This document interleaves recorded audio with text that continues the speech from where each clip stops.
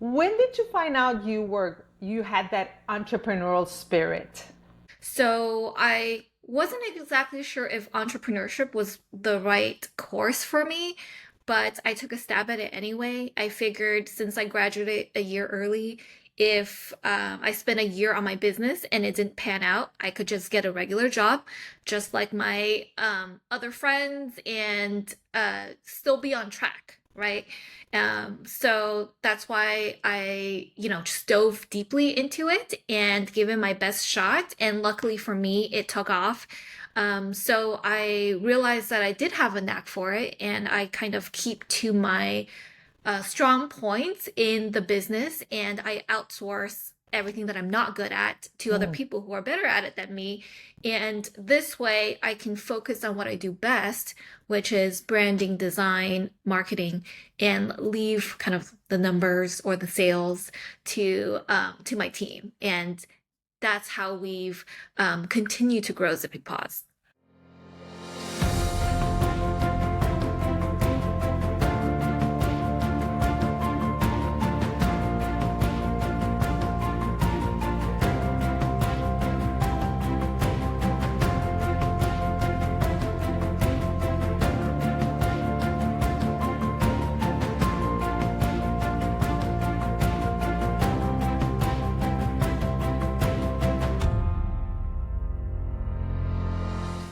Well, hello there, everyone. Welcome to another great episode of today's Business Leader podcast. And we have a very special guest today. She is the co founder of Zippy Paws, a beautiful design, functional, and quality dog and cats toys and accessories. With us today, Jen Glaser. Jen, so welcome to be here. Thank you so much for having me. I'm excited to be on your show and share a little bit more about myself and Zippy Paws. Yes, we love that. Looking forward to for you to share your wonderful journey, where that divine download came about, offering these lovely toys and everything. But let's get started with one key question, Jen. When did you find out you had that entrepreneurial spirit? I'm not sure if I knew that was in me or I just kind of fell into it and realized that I was good at it while I was developing Zippy Paws. I started Zippy Paws in 2011 when I just graduated college. So I wasn't exactly sure if entrepreneurship was the right course for me, but I took a stab at it anyway. I figured since I graduated a year early, if I spent a year on my business and it didn't pan out, I could just get a regular job, just like my other friends, and still be on track, right?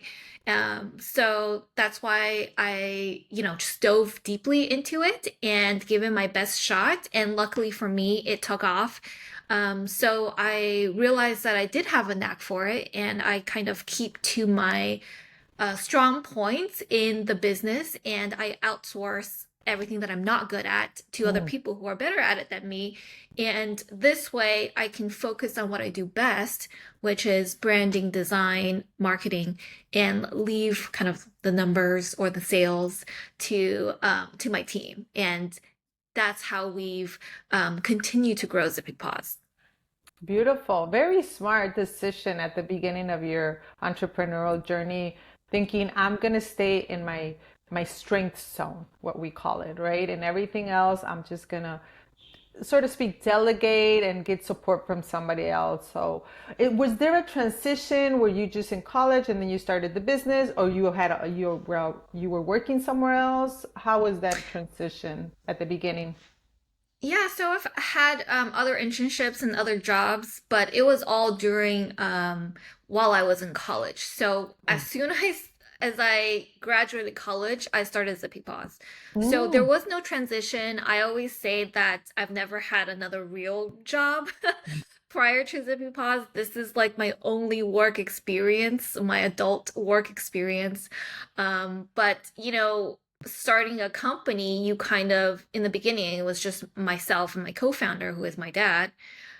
So we've had to do everything ourselves, and you learn so many different jobs. And I say I've only had one job, but I feel like I've had 10 because in the beginning, you're unloading containers that come in, you're doing the sales, you're doing market research, and at one point we were still cleaning the toilets in our office, right? So we've had so many jobs, and that's how you learn to be resourceful, Mm. and that's how you know when and who to delegate to because you've done it all before and you know what's important. And I love that about you sharing that because you're right. At the beginning, you have to wear all the hats. And then again, you go back to your wisdom decision of just staying in your strength zone and again, delegating everything else. So how did that planning come about as far as, you said, I'm going to launch the business. Did you first go into social media? Did you test the products? How did that planning come along? Yeah, so it's very interesting because my co-founder, like I said, is my father, and he was actually doing the sourcing and Mm, manufacturing for another dog toy company mm, that was already established in the pet industry. And he was doing that for about 15 years prior to me graduating and starting Zippy Paws. So I've kind of grown up amongst the pet industry. I've attended trade shows with him. I visited customers with him. And when I was older, I did some odd jobs here and there for them. So I was very well introduced to the pet industry, as you would say. So then when I started Zippy Paws, I kind of already knew what was missing. And it wasn't that I went out and did like a focus group or anything, but just growing up, I could see, hey, if I was to start a brand, what is missing? What would I buy? mm, And I wanted to inject that, millennial lens into the pet industry, which at the time was still very old-fashioned. And I just wanted to bring that new youthful energy into an industry that I kind of knew from the outside, right? From the sidelines.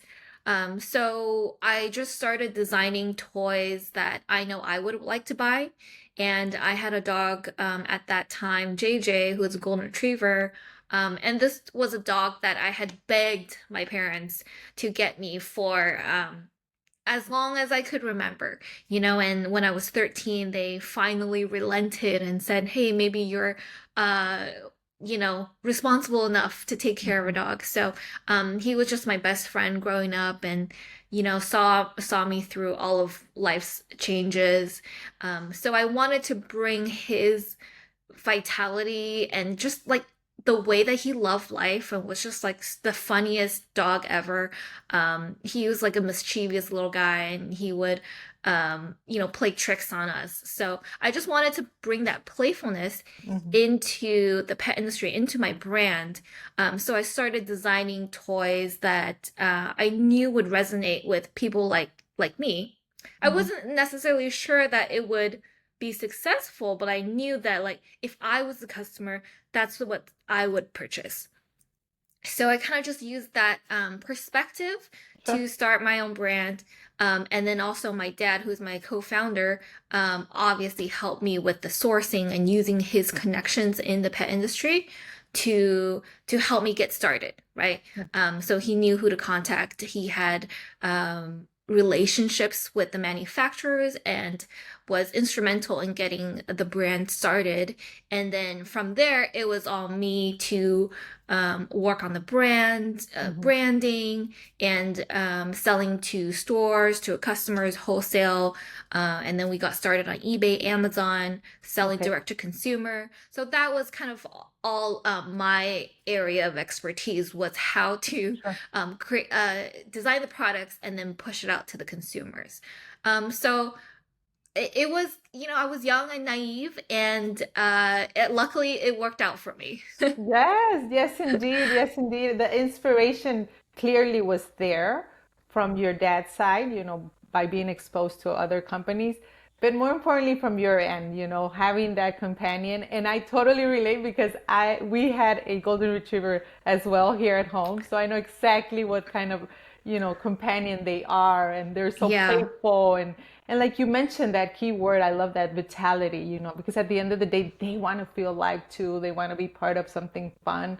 So it's good that you transition that into not only golden retrievers, but other pets like cats as well.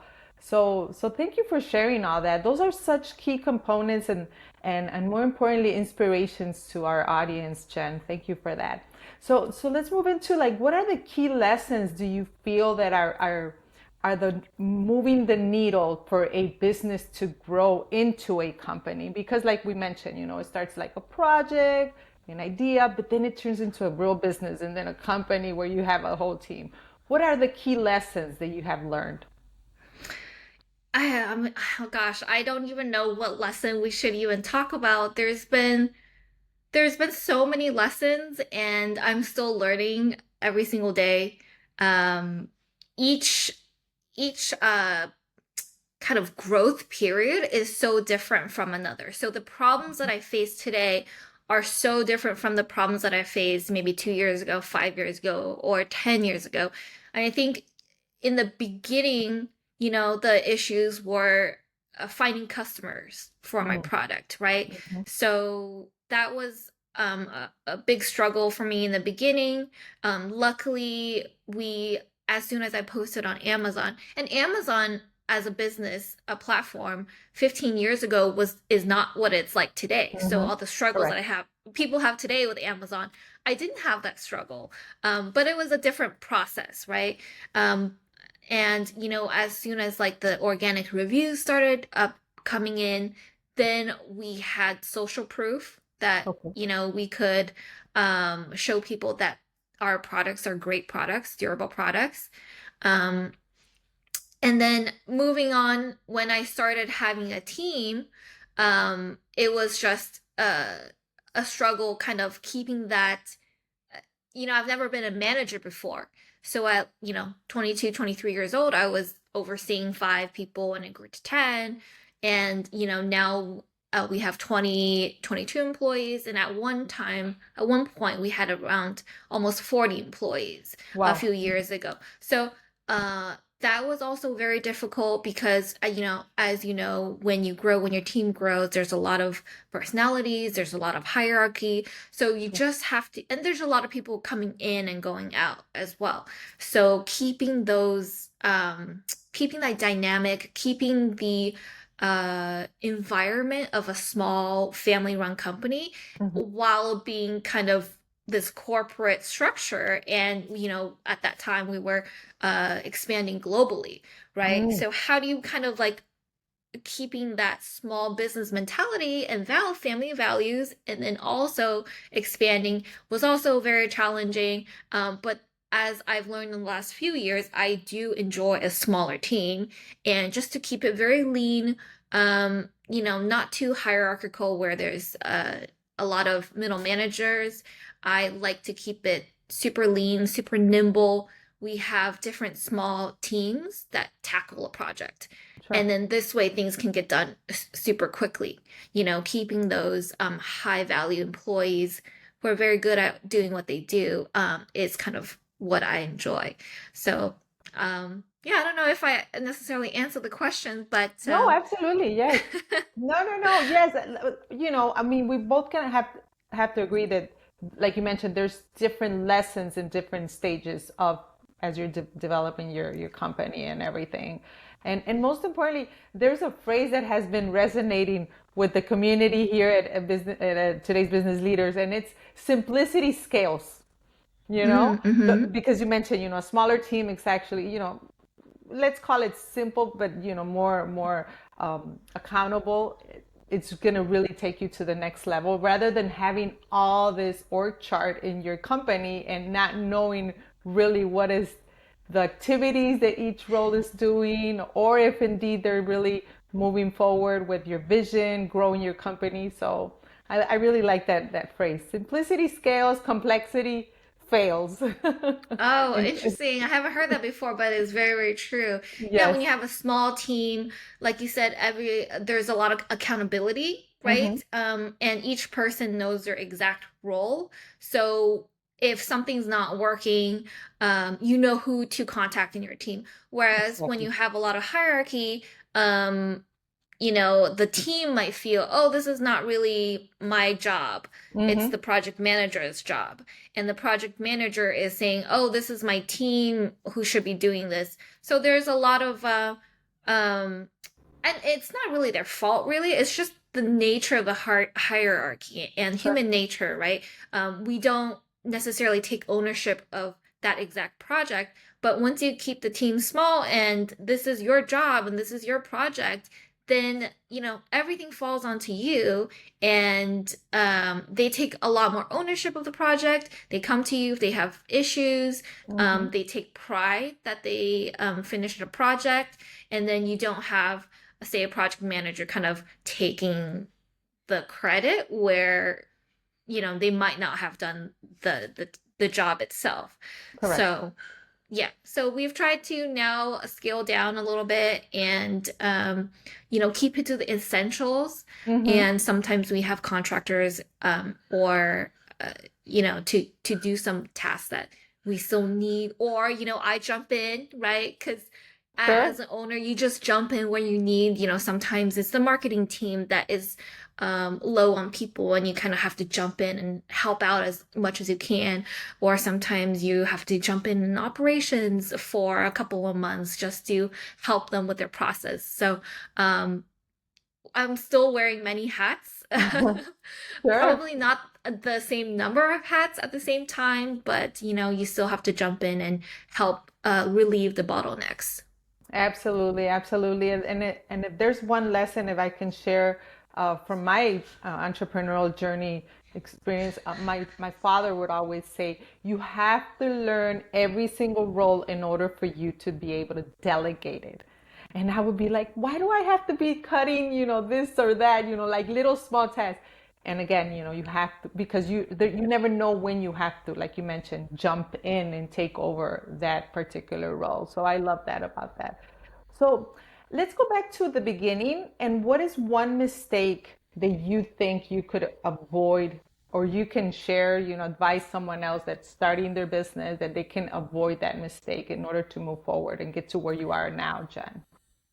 Yeah, I mean, I feel like for how I run my business and how I make decisions is I try to weigh all the pros and cons of something, and I try to be very pragmatic about it, but Mm-hmm. I also try to follow my gut and my intuition. And I feel like that has really helped me throughout the years to make even if I made a mistake, I Sure. can return back to how I was feeling, how I was thinking, and know that I made the best decision with the information that I was given. Mm-hmm. So I don't necessarily feel that I've made mistakes, because it just was what I thought was the best at the time. But I think I could have been better at um, knowing which channels to sell to at Sure. what time. I could have been better with the timing, because if you sell to off price, then that will your independent retailers might be upset about that. And I think maybe I didn't necessarily think that through too much. Mm-hmm. I should have, what I should have done was create like separate categories, separate lines of product that kind of overlapped a little bit, because in off price, they do want to sell things that you do sell to other customers, right? That's the thrill of the hunt, right? If you go to a TJ Maxx or Home Goods, you Right. want to buy that product that you've seen elsewhere for cheaper. So that's the appeal. But I think, in the very beginning, I could have really thought about the independent retailers and how to keep their selection really unique to them, and selling a smaller portion of those product selection, or slightly different to off Okay. price, to kind of balance that. And Sure. but now we have a great relationship with all of our retailers. So, they know that Zippy Paws, the brand, sells. So they always, and now we have a better program to create custom products for each category of retailers that we sell to cater to their audience. So now we do a much better job. Whereas in the beginning, I kind of maybe the allure of selling tens of thousands of units kind of it drew me towards not thinking things through as much as I should have. Sure. And that's so beautiful, listening to your inner voice, like to that connection with yourself. You mentioned you went with your intuition. And sometimes you're like, am I making the right decision? Am I going in the right path? Is this the right thing to do? Because you get so much information from elsewhere, right? And they tell you, go down this path, try this, try that. But listening to your inner voice, that is brilliant. And we love that. Thank you for sharing that. So let's stay up to date as to where Zippy Paws is going. How do you maintain focus on your next, plans? What is the vision? Tell us more about that. Yeah, so next year, 2026, we're celebrating 15 years of Zippy Yay! Paws. So we are kind of in the process of creating this anniversary toy, some specialty. We're also bringing back some legacy products. We want to create a Oh, line called the Legacy Collection, which is kind of a core collection of 10 to 15 items that have sold well over the last 15 years and just returning back to our core product selection. And now we really focus on expanding outside of pet. I feel like we've done really well in the pet industry and the pet retailers, and so now we're kind of expanding into home, into hotels, into truck stops, convenience stores. So somewhere that potentially have not carried pet before.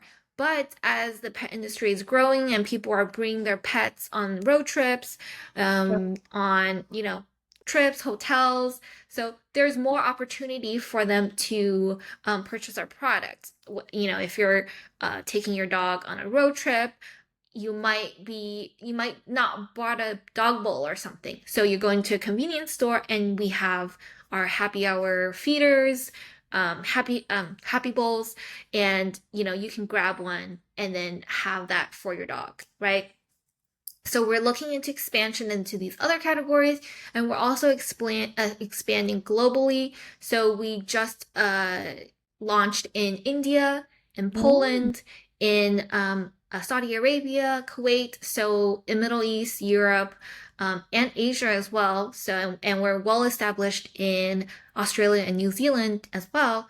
So we're just trying to bring the joys of Pig Paws into pet stores worldwide, and we're just trying to expand our global distribution. And we've seen a lot of success with that as well. And like you said, a few years ago, we launched Zippy Claws, which is our brand of cat toys, mhm. and that's been doing really well too. This weekend, we're actually attending a consumer show called CatCon in locally, so we're trying to expand our reach into the cat owners as well because a study came out that said that cat ownership has risen, I think 46%. Wow. So a lot Mhm. of people are owning cats as well. Sure. And a lot of dog owners also have cats in their household. So Mhm. they're not just dog owners. They, maybe have two dogs and a They have cat. both. Mhm. Yeah, exactly. So that's also an area that we're trying to expand into. Well, congratulations. That is really looking forward to a great expansion and serving much more pets. So tell us, do you own any pets at this time? Yes, I have three dogs. So after JJ, we've had many other dogs, and now I have a Dalmatian. I Mm. have a 16-year-old golden doodle who is still, still doing well, and I have a golden retriever still. So, Oh, okay. um, Still in yeah, so I love the golden favorite ones. retrievers, Mhm. Yes. but I've also warmed up to the Dalmatian that I she's turning 3 soon. And very different from a golden retriever, but I love her energy and her loyalty as well. So Yes. Yes. I saw that your profile picture on LinkedIn. So I'm guessing those are the pets there. Yes. Beautiful, beautiful. So tell us, Jen, where can they find you? Is there like a specific website, or is it you're on social media? I know you're in LinkedIn because like I mentioned, I just saw your profile there, but where else can they find you? Yeah, so we're on all the, major channels at Zippy Paws. And we're on TikTok as well, Zippy Paws Toys. And personally, I post on LinkedIn as well as X. My handle is Raising Up Twins. Actually, it's a little bit of a personal account. And then I also host a podcast called Dog Mom Podcast.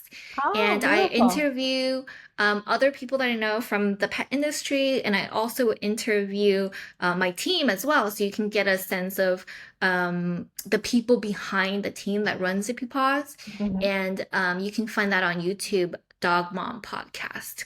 Oh, beautiful, beautiful. We love that. So, of course, you're accustomed to these interviews and everything. So before I we wrap all try. this, I definitely yes, try to. yes, Yes. I love To it. improve my public speaking, because that's, yeah, one of my weaknesses. So that is one of my goals is to improve my public speaking and my interviewing skills. So hopefully I've been doing well. You have been doing wonderful. Thank you so much again Wonderful. for being part of this experience. And what is that one piece of advice you want to leave our audience as far as, inspiring the Today's Business Leader podcast, Jen?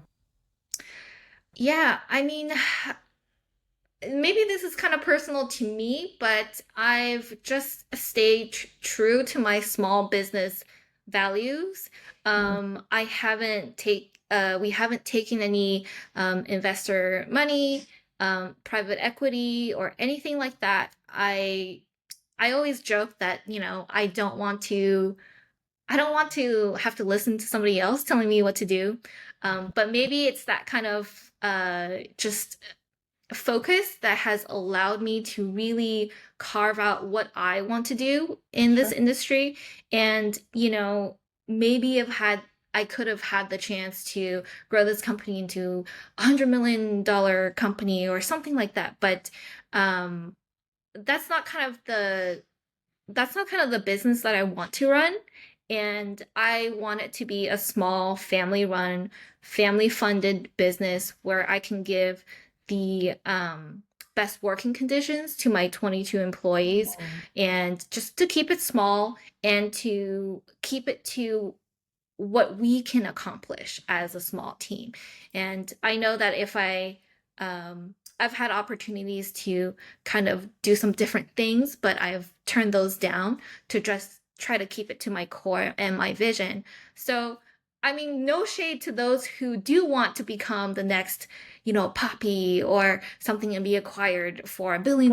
I mean, that's amazing. I can only dream of that, right? But uh, I just feel that, like I said before, I want to stick with my gut and my intuition. And my intuition, for me personally, is not that. And it's just Sure. to continue Zippy Paws as our family run business. Beautiful, well said.